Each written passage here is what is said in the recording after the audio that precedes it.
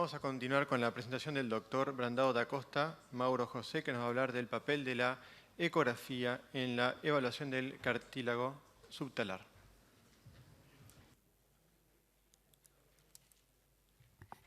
Boa tarde a todos.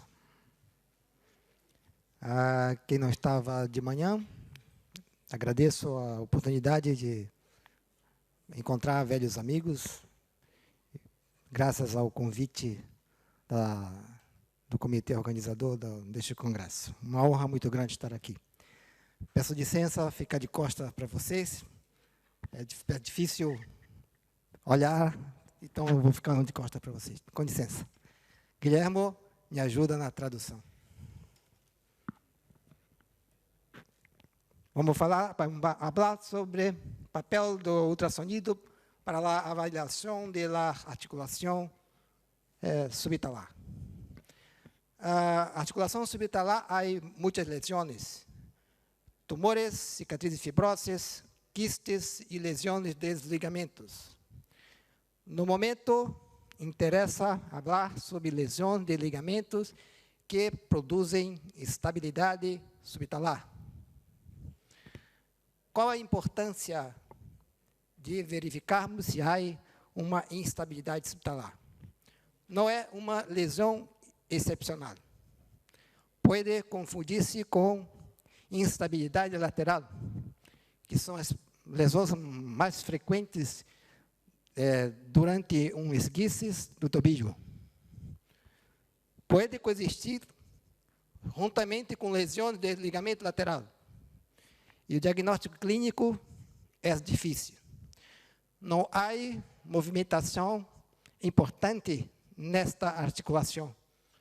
Qualquer movimentação é relevante clinicamente, portanto, o diagnóstico clínico é muito difícil. Outra importância é se não vermos lesão ligamentar ou uma instabilidade, há uma artrose rápida da articulação subtalar. Anatomia é uma articulação complexa. Didaticamente, podemos dividir em uma articulação posterior, onde é bastante congruente, não permite grandes movimentações, e uma articulação anterior, onde é muito próxima a uma articulação glenoidal, bastante solicitada durante os entorse em inversão. Entre uma e outra, existe o seio do tarso. O seio do tarso, com um componente grasso de gordura e os ligamentos no seu interior. Existe uma abertura lateral, onde poderemos acessar, por ultrassonido, os ligamentos do seio do tarso. O papel da imagem nessa articulação é bastante difícil, por ser uma articulação complexa. Raio-X, muito difícil tecnicamente, alinhar os raios nesta articulação em busca da angulação entre o astrágalo e o calcâneo. Além do que, muitas vezes temos alterações desse ângulo, mas não existe instabilidade. Tomografia computada, o ambiente gorduroso permite uma boa diferenciação entre o ligamento e a gordura, a grasa. Poderemos ver muito bem o ligamento mais anterior, pero o ligamento mais posterior é muito difícil, por ficar muito junto do osso, pode confundir com pequenos derrames articulares da articulação subtalar, e com isso ficar escondido, difícil de se analisar pela tomografia computada. Ressonância magnética, vê muito bem os ligamentos, sobretudo se fazemos cortes finos, volumétricos, que permite reformatação no plano do ligamento e, com isso, poderá diminuir efeitos de volume parcial. Pero, vejam, fácil a identificação de lesões através da ressonância magnética de ligamentos no seio do tarso. Pero, com bases somente na morfologia ligamentar, é difícil interpretar a instabilidade. Por quê? Porque pode ter instabilidade sem existir ruptura ligamentar. E também isso pode levar a erro de interpretação. Na ultrassonografia, a articulação subtalar anterior é facilmente estudado. O ligamento é difícil, pero existem alguns truques que podemos realizar para tentar buscar a imagem fibrilar desse ligamento. A porção ligamentar mais posterior da articulação subtalar é mais difícil. O ligamento é mais pequeno, muito próximo ao osso, profundo, é muito difícil. Entretanto, existem alguns truques que podemos fazer para conseguir sinais indiretos de instabilidade da articulação subtalar. O fascículo anterior pode ser estudado através de um acesso lateral, no plano coronal. Vamos buscar aspecto fibrilar do ligamento, alguns movimentos pendulares do transdutor, para que haja anisotropia e diferenciar a gordura, a grassa, que é granular, do ligamento, que pode ser fibrilar, ser hiperecogênico ou hipoecogênico. Atenção, existe um pitfall, Guilherme, pitfall, ok? Existe um pitfall durante a avaliação do ligamento mais anterior, o fascículo anterolateral, com o retináculo dos extensores. Pode confundir-se. O ligamento entra no interior do seio do tarso e o retináculo sai em relação ao seio do tarso. Vejam a cerca do ligamento e do retináculo como são muito cerca, próximos, juntos. Se existe uma lesão do retináculo extensor, constitui uma senha indireta que é possível existir uma lesão do ligamento do fascículo anterolateral. O fascículo posteromedial é difícil, já comentei, já falei. O fascículo posteromedial é muito pequeno, profundo, junto ao osso, muito difícil de se estudar. Então, o que fazemos? Vamos para casa? Não, existem algumas coisas que podemos fazer para tentar observar a instabilidade dessa articulação. Quais os mecanismos que podem levar à instabilidade ou ruptura desses ligamentos do seio do tarso? Observem que é o mesmo mecanismo que leva à ruptura dos ligamentos do compartimento lateral, que são os ligamentos mais comprometidos durante os sprains, durante os esguiches.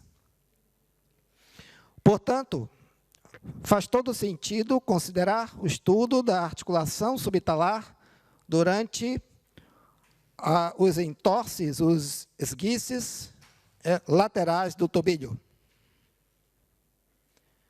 Existe um mecanismo muito raro, que é o pé equino puro, sem a inversão do tornozelo, do tobilho, Mas é muito raro esse tipo de mecanismo. A força de separação do talos e calcânio é a origem de uma possível lesão do ligamento mais posterior. Então, qualquer um desses mecanismos pode levar à ruptura dos ligamentos laterais e poderá haver ruptura dos ligamentos do seio do tarso, como avulsões ósseas, arrancamentos ósseos com o ligamento atado sobre o fragmento ou não. Poderemos ter como pare o lado normal com o lado patológico. Poderemos ter avulsões dos ligamentos com infiltração de líquido na graxa do seio do tarso. Isso pode ocorrer. Ocorre que nem sempre é fácil de observar esses tipos de lesões se temos muito líquido no interior do seio do tarso. Muito difícil. Um sinal, uma senha de advertência seria espessamento dos retináculos dos extensores. Lembrem? Eu falei que se temos uma lesão do retináculo extensores, eles são muito próximos, cerca do ligamento. Portanto, é possível uma ruptura ligamentar. Então, vamos buscar senhas indiretas de ruptura do ligamento. Posicionamos o transdutor no plano coronal, justamente aonde passa o ligamento mais posterior, na porção anterior da articulação subtalar, paralelo a uma léulo lateral. Fazemos um movimento de pé equinovaro, que é a força de separação da articulação astrágalo-calcâneo. E se há uma instabilidade subtalar, vamos ter uma abertura da articulação subtalar posterior, na sua porção anterior, como se fosse um bostezo. Voltamos ao caso, observem líquido, espessamento, colocamos a sonda na porção mais anterior da articulação subtalar posterior, na região pré-maleolar, e já observamos alguma coisa errada. Existe líquido, existe uma pequena separação da articulação. Evidentemente, procuramos a comparar com o lado oposto e percebemos que não existe grandes separação da articulação. Com um corte neutro, sem o pé equino, já percebemos alguma alteração. Com o pé equino, percebemos que há uma abertura da articulação. É possível haver uma instabilidade subtalar. Observem no estudo dinâmico, repeat, please. No estudo dinâmico, vemos que existe uma abertura da porção anterior da subtalar posterior. Se temos, por favor, se temos uma articulação normal, não há essa abertura. Fica cerrada.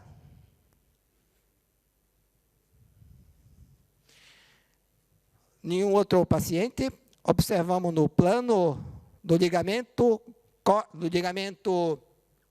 calcâneo fibular, observamos que há líquido profundamente. Ligamento calcâneo fibular, líquido profundamente. É possível a existência de uma lesão do ligamento do fascículo posteromedial. Portanto, devemos estudar com corte pré-maleolar. Em neutro, já existe alguma separação com líquido, e com pé equino, um bostezo bem pronunciado. Observem o estudo dinâmico. De novo, please repeat. Observem a abertura, completamente diferente quando fizemos com o tobilho normal.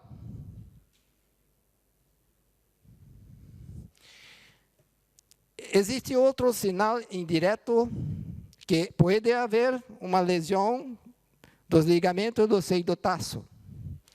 Seria o sinal do duplo líquido. Se há líquido na articulação subtalar, se há líquido no interior do seio do tarso, é possível que haja uma comunicação entre a articulação e a porção anterior do seio do tarso. Se há líquido na articulação posterior, subtalar posterior, se há líquido no seio do tarso, é possível que haja essas lesões e, portanto, o sinal do duplo líquido deverá também ser pesquisado. The próximo, the next.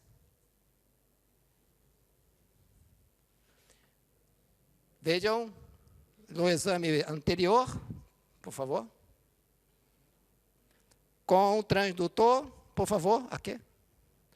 Com o transdutor varrendo de trás para diante, diante para trás. Percebemos líquido na articulação e líquido no seio do tarso. Ou líquido na articulação e líquido no seio do tarso. Ok? A vida como ela é. Esguice lateral. Hematoma na região mais pendente. Com certeza deve ter havido uma lesão dos ligamentos laterais. O ligamento mais rompido no tobilho, ligamento talofibular anterior, rompido. Um ligamento que também pode ser rompido, ligamento calcâneo fibular, rompido. Ligamento tibio-fibular normal. Líquido no seio do tarso, na topografia do retináculo dos extensores. Observamos o estudo na região pré-maleolar, em neutro, em repouso, uma petita abertura. E se fazemos o estudo dinâmico, uma abertura maior.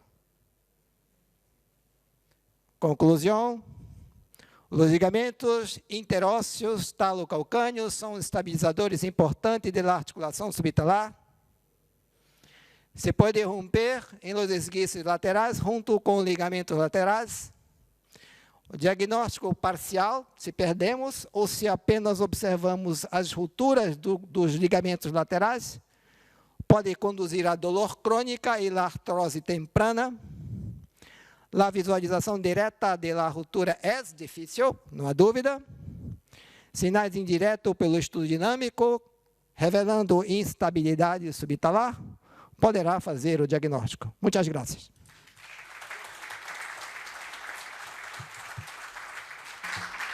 Muchas gracias.